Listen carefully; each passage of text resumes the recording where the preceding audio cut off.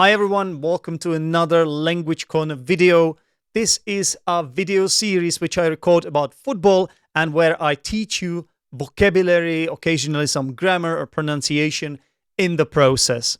Now this one is published with a little delay, and this is because, as you may well know, the Queen had passed away, and as a result of that, they had decided to cancel the whole game week, and there were no Premiership matches this weekend.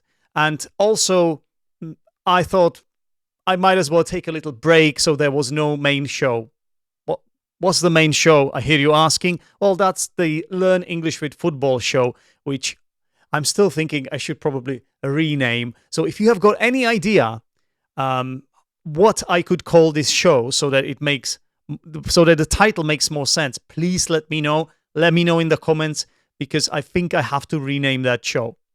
Now, going back to this show, this is the Language Corner, so I'm going to be going through some vocabulary from the previous show. And what I have decided to do is to change a few things. I've decided to simplify the whole concept for myself because I've realized it's simply too much work. It takes ages to record and edit and publish a video if you want to do it properly. I still want to do it properly because, of course, I want you guys to have good content and I want you guys to learn something from it. But I need to find the right balance, okay? So what I'm going to do now is that I'm going to choose a short section, a short clip from the entire show, and then I'm going to go through that. Today it's 2 minutes from the previous show, and I'm going to go through that and explain any interesting vocabulary or anything really, grammar, pronunciation, whatever I think is worth talking about, I will talk about it. And now is the time to play you that short clip that I've promised from the latest Learn English with Football show, and I'm going to play the whole thing. It's about 2 minutes long, and try to notice as many interesting expressions and as much language as possible. And then later I will be clarifying this language. And whenever you want to go back to this, you can play it more times, as many times as you really need. Okay? So without further ado, here is the clip. So just to explain, yeah? So basically, Chelsea were 2-1 up. And then in the dying minutes of the match, I think it was the 92nd minute or something like that, correct. West Ham scored a brilliant goal, which referee gave first, but then VAR returned to that because for an alleged foul on Jarrod Bowen by the goalkeeper Mendy.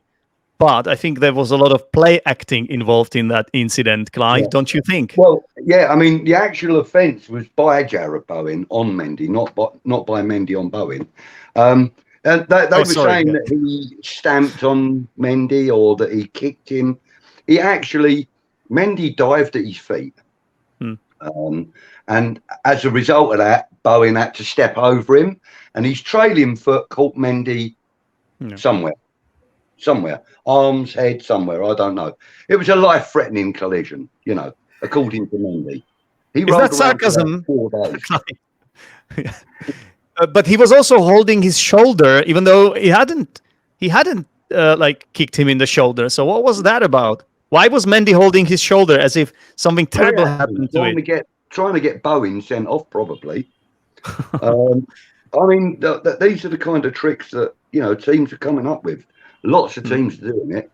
So we were actually robbed, I do believe. And I wouldn't say that if it had been a 50-50 decision, but that was clearly not a foul. That was clearly not Jarrod Bowen's fault. If anything, it was a 50-50 incident. The goalkeeper came out, as one would expect. And Jarrod Bowen was still travelling. So he did everything he could to avoid the collision, in my opinion, and in many, many other people's opinions.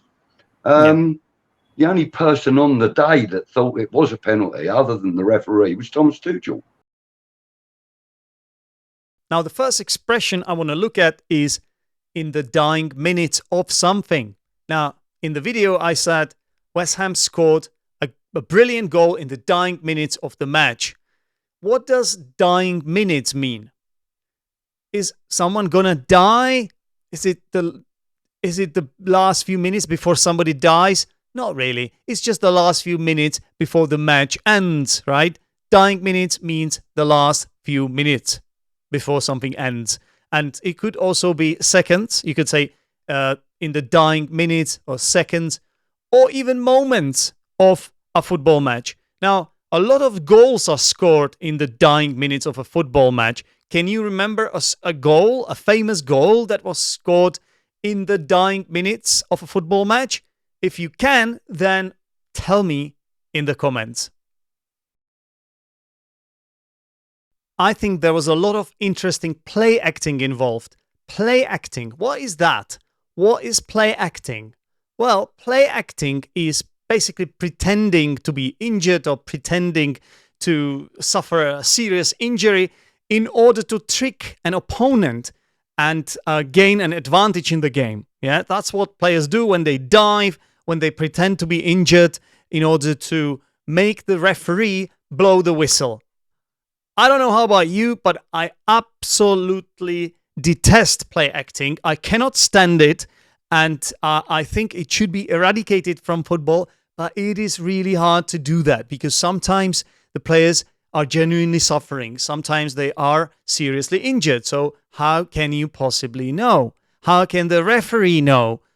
Even VAR doesn't know sometimes. Okay, so that's what play acting is, and it's just something we should all condemn, of course. And I mean, there might be some people who think this is part of football. I have even seen some videos of certain managers sort of training their players how to, or showing them or teaching them how to dive, how to play act. I think this is terrible. It's horrible, horrific. Shouldn't be happening. Tell me, guys, what is your opinion on play acting? Imagine it disappeared from football. Would you like that? Or do you think we would be missing something? Let me know in the comments. It was a life-threatening collision. So this is a really, really cool phrase that I would like to look at here.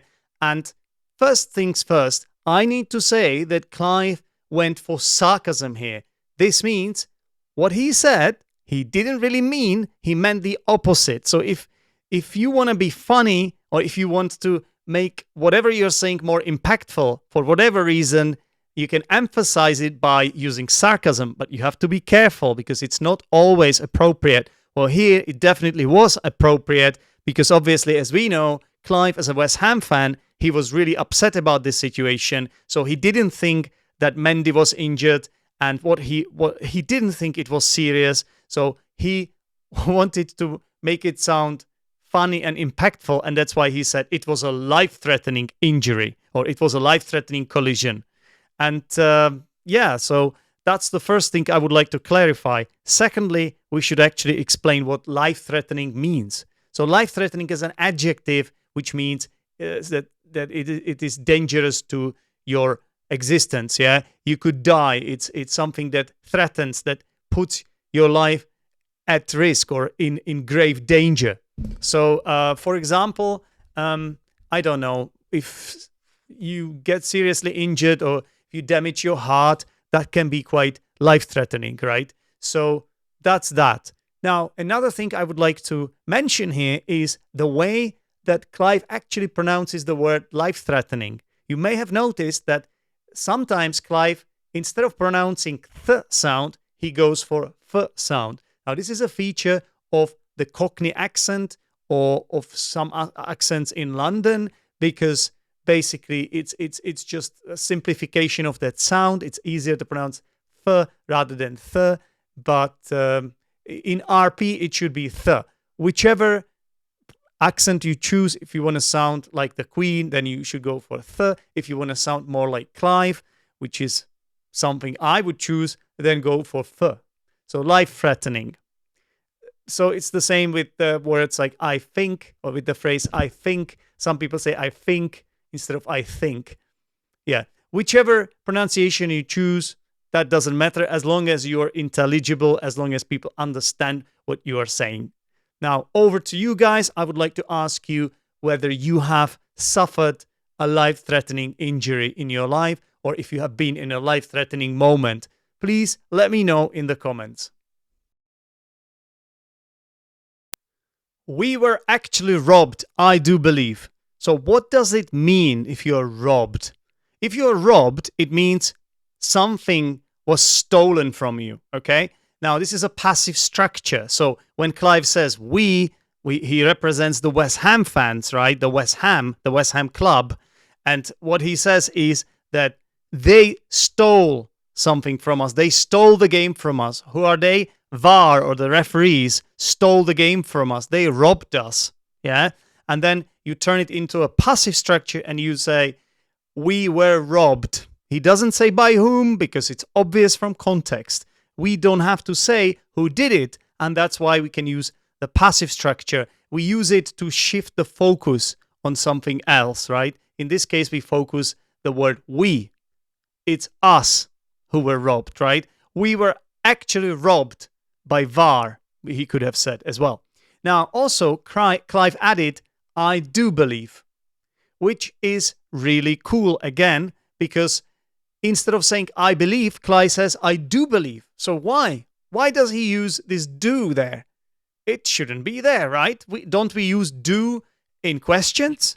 Well, we do use do in questions, of course, but sometimes we can use it in affirmative sentences as well for special emphasis. So because Clive wanted to make it sound stronger or more emphatic, whatever he was saying, then he, instead of saying I believe, he said I do believe. We were actually robbed, I do believe. That's it. So I want to ask you guys, have you ever been robbed? It could have been in a football match or in real life, really. Anything, well, football is real life as well, isn't it? But anything outside football, that's what I meant. Have you been robbed? Tell me in the comments. The goalkeeper came out as one would expect. I want to look at two features of connected speech here. So we are talking about pronunciation, okay? The goalkeeper came out as one would expect. Came out, what happens there? So first of all, you've got a link between came and out. Instead of saying came out, you say came out, came out. So it kind of sounds like came out, right? Came out. Now, the way it works is that you use the last consonant of the first word, came, m, and you stick it to the first vowel sound of the next word. So that's how you can link. So you've got, instead of saying came out, you say came out. And one more thing, Clive actually said came out. He didn't pronounce the final T. This is another aspect of connected speech, and that's, I think it's called elision. That's when you omit certain sounds. Sometimes, or most typically in British English, and I think it's also in other variants of English, you omit that final T. So instead of saying out, you say ow. Came out. Of course, there are some other examples of words when the final T is dropped. Can you think of more words? Let me know in the comments. The only person on the pitch that thought it was a penalty was Thomas Tuchel. Now, how ironic that a few days later, Thomas Tuchel was actually fired. He was sacked by the Chelsea board, and you may have heard, Graham Potter is the new Chelsea manager. So he left Brighton. Basically, Chelsea bought him out, and he became the new Chelsea manager. I'm not sure what I think about it. I think it's a little bit premature by the new owner, and it may actually backfire, because I had a lot of respect for Thomas Tuchel. I thought he was a great German manager, and we will see what happens. Graham Potter is a fantastic choice as well, of course. I mean, if anyone should replace Thomas Tuchel, it should probably be either Pochettino or Graham Potter. Yeah, so a good choice for a manager, but we will see what happens. Anyway, this was just a little note, a little additional bonus content for you guys. I wanted to give you my opinion on Thomas Tuchel's sacking. So I think that's it. That's all I wanted to talk to you about in this language corner. What do you think about this new concept? Is this going to work? I hope so.